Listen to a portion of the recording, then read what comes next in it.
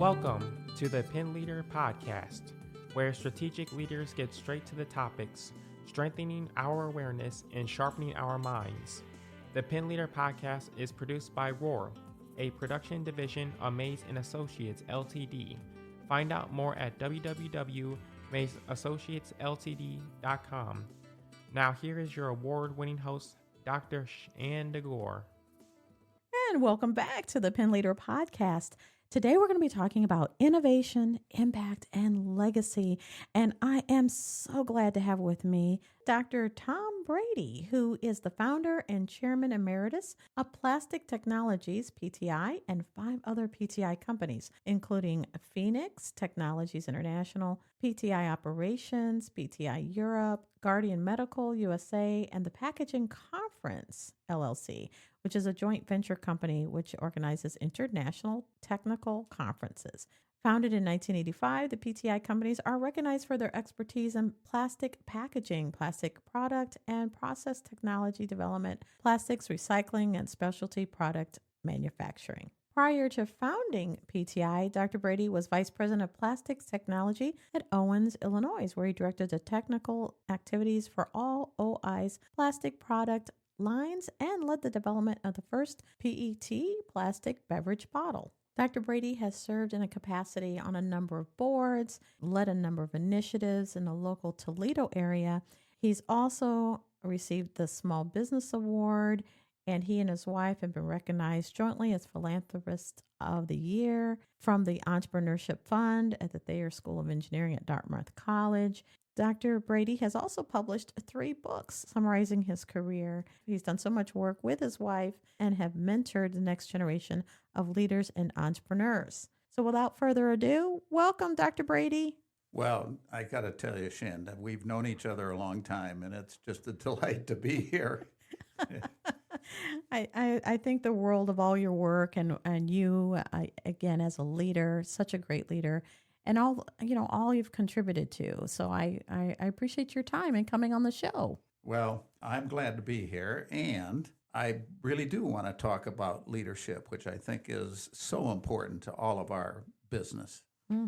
For sure. Well, I'm going to start first on your business and all the contributions that you've made on that. You know, your team pioneered the first FDA-approved curbside PET recycling process. You know, what leadership principles guided you through that achievement?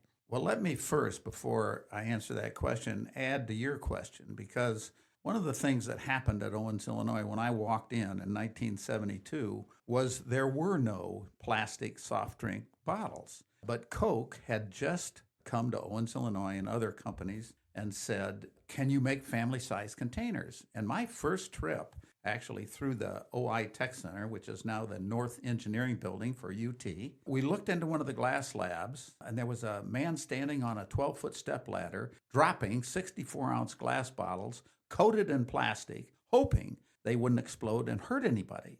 And my boss and I looked at each other and said, how about plastic? Well, I had just walked in. I got kind of the assignment. And while Owens-Illinois might not have developed the very first PET bottle, we developed the technology that has really governed that whole process throughout the world now. And it all started at Owens-Illinois. You know, back to your question, I think one of my taglines, which is not just a tagline, it's what I believe is, leadership is about making other people successful, as opposed to sitting in the top and giving orders. The second thing I might say is, and this goes back to my OI experience, it takes a team of diverse people, diverse talents, to really do something important. So one of the things that I have done over the years is not just try to be the inventor, it's to put people together so you get lots of different ideas that collaborate and, oh, by the way, end up with even better ideas.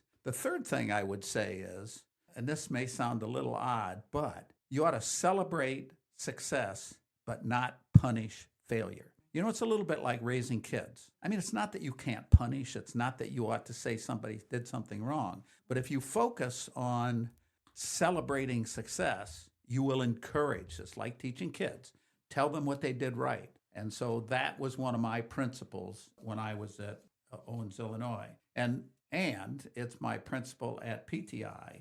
So I might say that at PTI, creating the team I did was about giving them all the opportunity to participate and supporting and encouraging them. And remember, we made a lot of mistakes, but that was not about punishing. It was about celebrating the fact that we made those things, and it worked. This says a lot about, like, again, the kind of work that you've done, and really is a heart of an entrepreneur, who's trying to do innovation on top of that. What leadership lessons came out of that experience? Because you had a lot of risk involved, a lot of risk. Can you talk about that?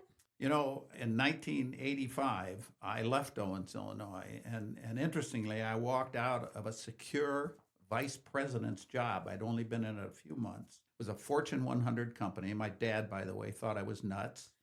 I was making a huge salary, and I did so because Coca-Cola had come to me at Owens-Illinois and asked about would I help them manufacture their own bottles. And I'll talk a little bit about that maybe later. But going on to your question, when I went out alone, my only reason for being successful was, I like to say this, hire smart and capable people and get out of their way.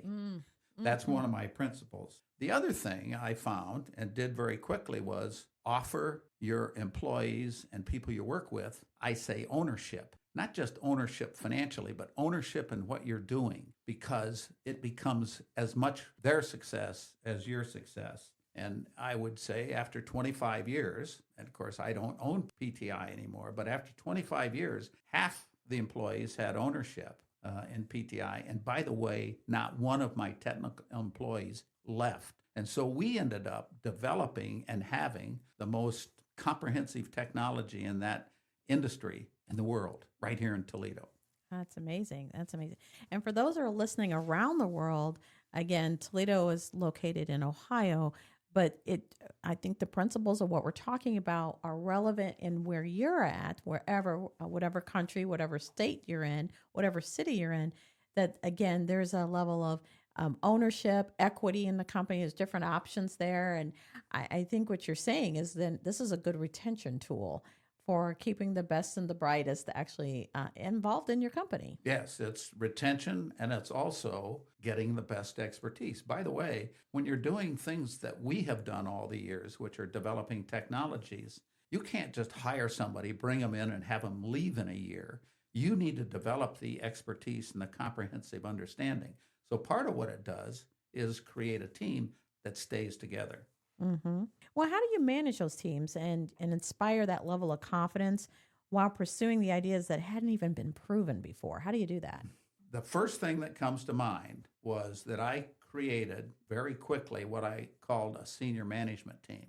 And it wasn't just about me telling those managers what to do. It was about us deciding. So my first action when we faced a challenging opportunity was to get my senior management team together and have a discussion. And out of those discussions, which we were all equal in, came answers that I think would not have come otherwise.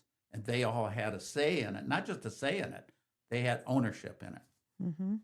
And you've been involved now, that's one part is your business, but that educational component, because you've been a dean, at a college in education specific, and you've talked a lot about civic initiatives. What drives your commitment to community service? There's a lot of community service in your background. Well, let me start with education. And if you had to pick the one thing in this world to solve all the problems that we pay for on the back end of the life equation, you would pick education on the front end of the equation. So if I had to pick the one thing that I would like to make happen, which is where I've tried to make a contribution, it's let's educate everybody. It doesn't mean everybody has to go to college. Doesn't mean everybody has to be a PhD. But let's educate, train, and prepare all of our children and therefore citizens to make a contribution. What I believe is that the well-being, safety, and happiness of any community is dependent on everyone making a contribution. And so if I can help make that happen, yes, I'd like to do that. Interestingly, when Dr. Jacobs asked me to become the interim dean of education at UT, because, as he said, education needs someone who didn't come from education. That inspired me to see if I could add value to education. The one thing that I have always believed could change the world.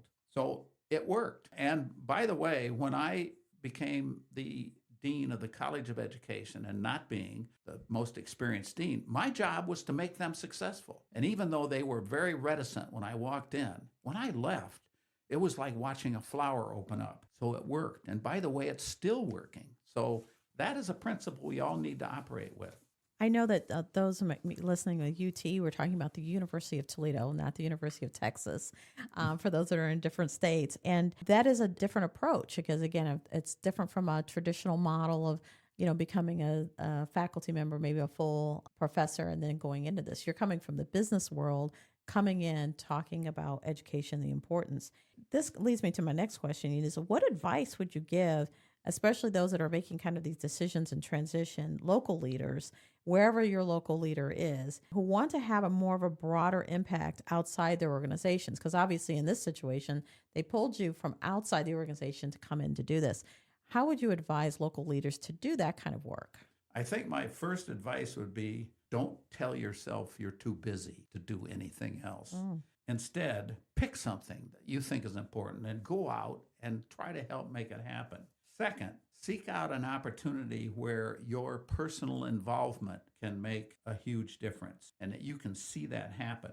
Making a financial contribution is a good thing to do, but I find that Betsy and I are always looking for things to do where we can, whether it's with financial support or personal support, actually make a difference. And once you find you can do that, you want to do it.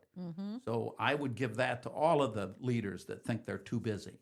I had someone else on the show that was talking about the too busy, that it's just a fallback phrase that people use. I wouldn't say necessarily the truth. I think you feel that you might be overworked, or it's just, I don't have enough time.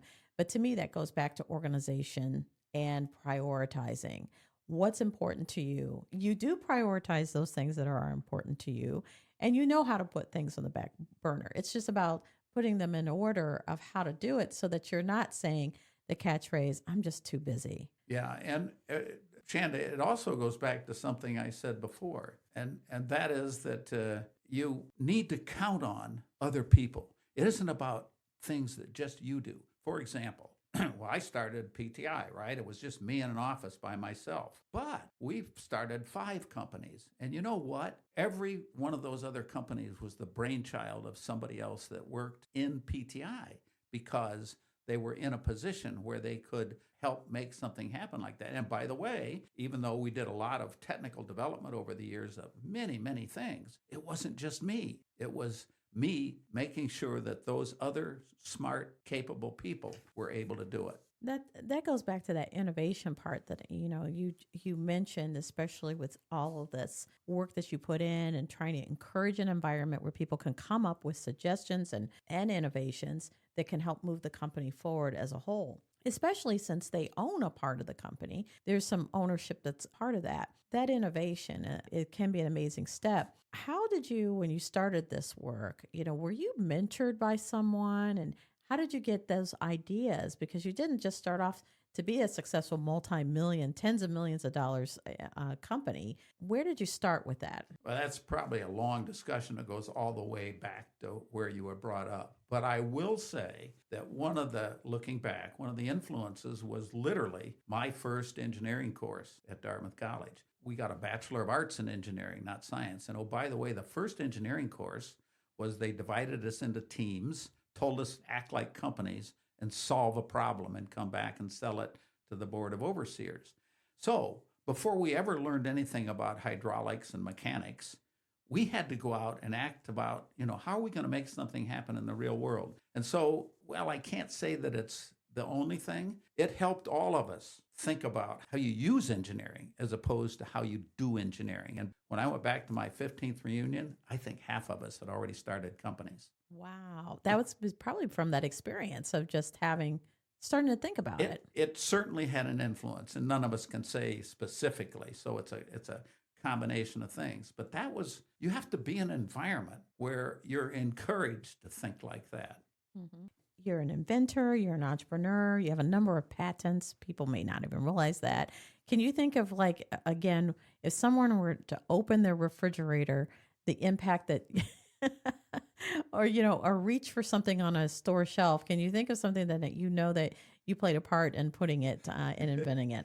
Well, I can think of a lot of things. And in fact, if you will come out and look, what I have is probably the only plastic bottle museum in the world in my house, in my shop. You will see what you buy in the store every day, still, that was developed at PTI. But let me pick out one thing. That Coca-Cola bottle that looks like a Coca-Cola bottle with the flutes, 20 ounce. When we first developed the technology, you couldn't make that because pressure would cause it to deform. PTI, and by the way, a UT graduate, figured out how you actually make that bottle, and I won't go into all the detail, so that it retains its form. That happened right here in Toledo using a UT graduate and PTI. Wow, that's and nice. It's still there. Wow. So all those rockets out there listening, hey, you contributed toward this. You contributed. So talk to me about your legacy. What do you think you would want people to know about your legacy, or what you'd hope you'd leave behind? Well, let me start by saying I don't spend any time thinking about my own recognition or legacy. I could tell And that. that may sound kind of funny, but the reality is I hope that what I and we have jointly done together will inspire others and inspire them to use their talent and treasure to do the same thing. And I suppose it's another way of saying that what I hope I have made a difference in the world will inspire my children, my grandchildren, my colleagues, and my friends to focus on making a difference in this world rather than focusing on their own legacies. Mm-hmm, mm-hmm. I think that you're doing a great job of doing that. I see how much outreach you do with young people. And that really leads me to another question I had about young leaders and innovators who are just starting their journey. What message, if you had a short message to share with them, what would you tell them? Let me try to make it a short message. I would say keep your eyes, your ears, and your minds open. We all try to plan life, but what I have discovered is a lot of the things that become opportunities you didn't plan, but you have to be aware. You have to be aware enough to take advantage of it. And let me just back up and give you one example. I mean, after I got to be a vice president at Owens-Illinois, sitting in my big office on the 23rd floor of what's now the Fifth Third building, a bottler from Texas called me and said, if you, Owens-Illinois, aren't going to continue to make those bottles because Owens-Illinois decided it was competing with their glass business, he said, would you come and help us? I would never have predicted that. And here I was sitting on the 23rd floor, and with Betsy's support, I convinced myself to leave Owens-Illinois, walk out, take an office in downtown Toledo by myself, looking up at the OI building to help Coke go into self-manufacture. Well, you know what? Coke makes every one of their own bottles around the world, as does, by the way, other customers that came to PTI, Pepsi and Colgate and all of those companies. So that's an example of where it wasn't planned, and oh yes, I was taking a chance. But those are the things that happen to you, even like who you marry, right? Betsy and I made on a blind date. I was in New Hampshire and she was in Massachusetts. We got fixed up. Who would have ever predicted that? But if I hadn't been aware, and really had my eyes open when I went out with her. So yes, it's all those kind of things. And for our listeners, they have been married a very long time. 57 years. Congratulations. Congratulations. So my last question for you is considered one of our fun questions. Because of your background and all the work that you've done, what are you reading and what are you watching? Well, what I'm spending my time doing, if you will, in one way or another, is trying to study and understand the future of education. As I said, it's really important. And as it happens, I'm one of the unusual people that sort of lived inside the academy as well as outside the academy. And education, for all the good things it does, wants to not change. And you've got to be careful. I've got to be careful how I say this. Education, and you think about technology that we have today, is moving at an exponential rate. Mm-hmm. And so it's not about sitting in a classroom at 8:30 in the morning with a blackboard and chalk anymore. What I'm trying to understand, actually to help influence at the University of Toledo and also at Toledo Public Schools and other places. Where is education going? Competency-based education, certification instead of just sitting there and hoping somebody stays 4 years and gets a degree. I mean, when I ran PTI, I didn't need everybody have a 4-year engineering degree, but I needed them to understand technology or machines or whatever. So anyway, I think that, and this goes down to K through 12 too. You know, we've got to figure out how to teach people to A, live, B, contribute in the modern world. And I think education needs to change to do that. So I'm trying to help think about that.